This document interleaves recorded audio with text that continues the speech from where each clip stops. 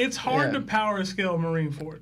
It is. Because nobody was putting in max effort except Whitebeard for a short period of time. You know what I mean? Like, it was hard. Luffy the whole time, I guess, was putting in max effort. But, yeah, I mean, it's hard to gauge with Swordsman. I was going to make a Hajime no Ippo reference, calling Mihawk like Ricardo Martinez and Shanks like Takamura as far as pound for pound goes. It's like, yo, I'm in this weight class, like, I'm the best. There's nobody who can touch me. But there's people who do things beyond what I do in other weight classes. The way you know what I'm saying? It's the same thing with, like, the King versus Zoro fight. Mm-hmm. You know what I'm saying? Like, Zoro's upset with King because he's not using his sword. Yeah. But King is like, yo, I'm so great at what I do is that I don't need to rely on the sword. Like, I'm just good enough already. Like, I can do these things without it. And it's like the sword just utilizes the strength you already have, but in a better way. But it's like, I don't know. Like, I expect Mihawk to cut Kaido. Like, I do. Like, you got to expect that at this point. Yeah. Mm-hmm. Like, it just makes sense from the last chapter. So I'm not saying that he can't compete with a Yonko. I'm just saying that Shanks is going to be stronger. That's it. Yo, quick question. What? Was the drawing good? It was. Oh man, yeah. You got that? I don't. You can search it up. It looked like Oda drew it. Oh really? Yeah. Oh wow. Fan art. Look at Oda. Nice. Yeah, I want to see it. Yeah. One thing I want to comment on, though, like, it's a good point you brought out. Like, for example, like adding to what Sebastian was saying, a prime example we see it with Swordsman and King, right? King is using as I'm a warrior, I'm a fighter, right? I wield the sword, but that's a tool that I use to further my repertoire in fighting or use to kill you, you know? Where Swordsman is like, no, I live by the sword. So you could view it that way. Swordsmen live by the sword, while fighters use whatever means necessary in a fight. And that's what King was showing. So with that in mind, I do want to add, for example, about the whole the Mihawk thing. I'm not gonna lie, I'm losing my train of thought. I said that I had 2 points, and now I'm trying to remember the other point. And I'm like, dang, I said the first point. What was my other point? That's funny. All right. Dang it. Something that you said. There's something that you said. Did you want to say something, Lionel, before we go to the next topic? I was thinking, because I'm going by what you said. Like, you know, like if Zolo without his swords, right? And I thought of, like, remember when Zolo responded to King? When Zolo said pretty much, like, you're fighting like a vicious beast, like, you know, like, because he did a move, then he went just straight to Zolo's like throat and neck, and Zolo said pretty much acknowledging that, but he's saying that pretty much at the end of the fight, who knows that I might be doing something similar, like if I don't have my swords, I might be ripping your throat out with my teeth or something like that, showing that Zolo's in it to win the fight regardless if he has the swords or not. Mm-hmm. So that's what I thought of, like, even though we classify Zolo as a swordsman, but it's showing that Zolo's willing to go do whatever it takes to win this fight, whether he's winning by the sword or not. And I find that kind of interesting.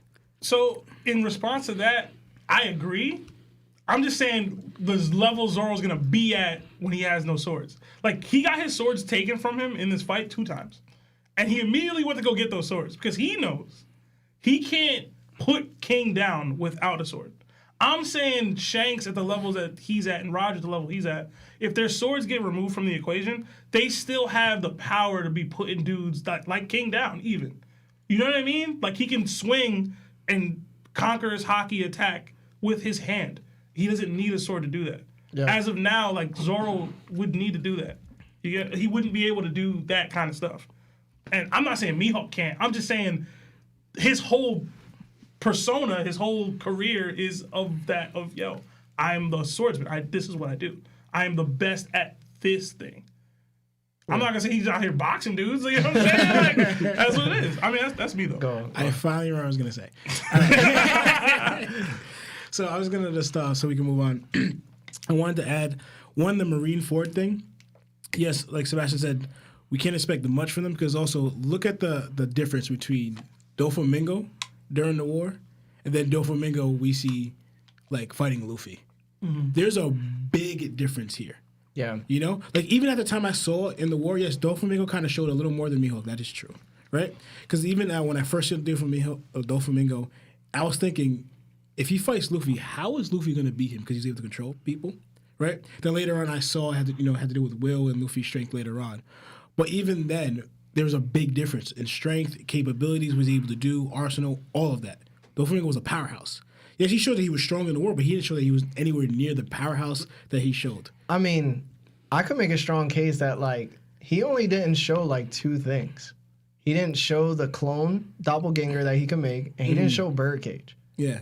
Everything else was there. No, the hockey and the awakening too. Yeah, the hockey. But everybody was using hockey and Marine Forward. No, yeah, but yeah, we knew that though. Yeah, no, but we no one expected him to be a Conqueror's user. I didn't. Listen, one of those warlords had to be.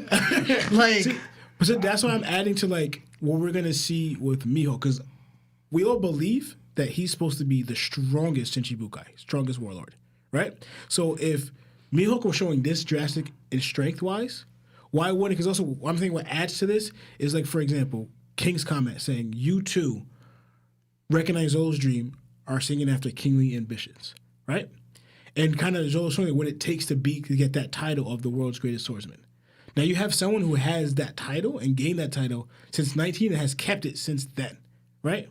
To me, that gives credit to Doflamingo, Mihawk's position and strength level, because Zolo's showing that.